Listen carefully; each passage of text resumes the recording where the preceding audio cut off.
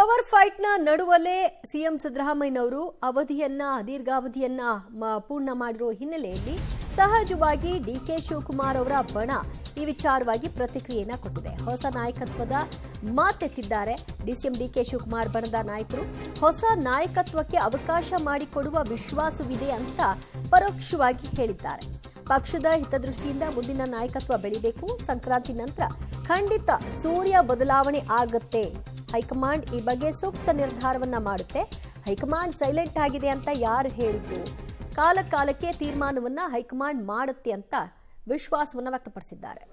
ನಮ್ಮ ಸಿದ್ದರಾಮಯ್ಯ ಸಾಹೇಬರು ಮಾಡದಂತ ಹಿಂದೆ ದೇವರಾಜ ಅರಸು ಏನಿದ್ರು ಸೀನಿಯರ್ ಮುಖ್ಯಮಂತ್ರಿಗಳು, ಅವರ ಒಂದು ಆಡಳಿತ ಅವಧಿಯಲ್ಲೇ ನಾನು ಹುಟ್ಟಿದ್ದು ಆ ಇಸ್ವಿಯಲ್ಲಿ. ಈಗ ಆ ಅವಧಿನ ಮೀರಿ ಒಂದು ದಿನ ಜಾಸ್ತಿ ಮಾಡೋಂಥ ಅವಕಾಶ ನಮ್ಮ ಸಿದ್ದರಾಮಯ್ಯ ಸಾಹೇಬರು ಸಿಕ್ಕಿದೆ. ಆ ಒಂದು ಇದರೊಳಗೆ ವಿಧಾನಸೌಧದಲ್ಲಿ ನಾನು ಇವತ್ತಿದ್ದೀನಿ ಅಂದ್ರೆ ಖುಷಿ ಆಗ್ತದೆ. ಜೊತೆಗೆ ಅವರಿಗೆ ಶುಭನೂ ಕೋರ್ತೀನಿ. ಯಾಕೆಂದರೆ ಅತಿ ಹೆಚ್ಚು ದಿನಗಳ ಕಾಲ ರಾಜ್ಯದ ಆಡಳಿತ ಮಾಡೋಂಥ ಮುಖ್ಯಮಂತ್ರಿ ಅವರು ಸಿದ್ದರಾಮಯ್ಯ ಸಾಹೇಬರು ಆಗ್ತಾರೆ. ಅವ್ರಿಗೆ ಶುಭ ಆಗಲಿ ಅಂತ ಶುಭ ಕೋರ್ತೀನಿ. ಸರ್, ಅವ್ರಿಗೆ ವಿಶೇಷವಾದಂಥ ಅಭಿನಂದನೆಯನ್ನು ಸಲ್ಲಿಸ್ತೀನಿ. ಅವ್ರಿಗಿರ್ತಕ್ಕಂಥ ಬುದ್ಧಿವಂತಿಕೆ ಮತ್ತು ಜನಪ್ರಿಯತೆ, ಮತ್ತು ಅವರು ಈ ರಾಜ್ಯದ ಸಂಪೂರ್ಣ ನಾಡಿ ಮಿಡಿತವನ್ನು ತಿಳ್ಕೊಂಡಿರ್ತಕ್ಕಂಥವ್ರು. ಬಹುಶಃ ಯಶಸ್ವಿಯಾಗಿ ಅವರು ನಮ್ಮ ದೇವರಾಜ ಅರಸು ಅವರ ದಾಖಲೆಯನ್ನು ಮುರಿದಿದ್ದಾರೆ. ಬಹುಶಃ ಮುಂದೆ ಬೇರೆಯವರು ಇದನ್ನು ಮುರಿತಾರೋ ಇಲ್ವೋ ಗೊತ್ತಿಲ್ಲ.